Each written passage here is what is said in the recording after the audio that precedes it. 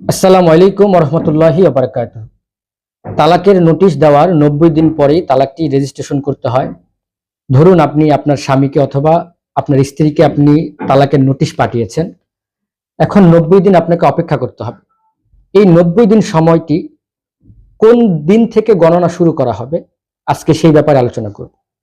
ধরুন আপনি জানুয়ারির 1 তারিখ 2025 সালে আপনার স্বামীকে অথবা আপনার স্ত্রীকে তালাকের নোটিশ প্রদান করলেন।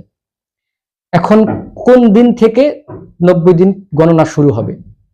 জানুয়ারির 1 তারিখ থেকে শুরু হবে নাকি কোন সময় থেকে শুরু করবেন?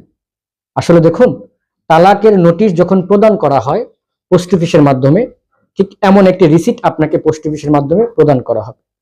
আপনি যদি 1 তারিখে তালাক প্রদান করেন এবং 1 তারিখে যদি পোস্ট অফিসের মাধ্যমে তালাকের নোটিশটি পাঠিয়ে থাকেন, অথবা আপনি 1 তারিখে পাঠালেন না, জানুয়ারির 5 তারিখে আপনি পোস্ট অফিসের মাধ্যমে তালাকের নোটিশটি পাঠালেন, তাহলে 1 তারিখ থেকে গণনা হবে নাকি 5 তারিখ থেকে গণনা হবে?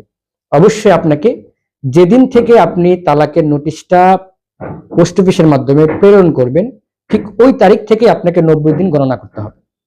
আপনি যেই তারিখে নোটিশের মধ্যে যে তারিখটি লেখা থাকবে ওই তারিখটি নয়, যেটি পোস্ট অফিসের মাধ্যমে যে রিসিটটি পাঠানো হবে সেই রিসিটটি দেওয়া হবে, ওই রিসিটের মধ্যে যে তারিখটি দেওয়া থাকবে সেই তারিখ থেকে আপনাকে 90 দিন পর্যন্ত অপেক্ষা করতে হবে।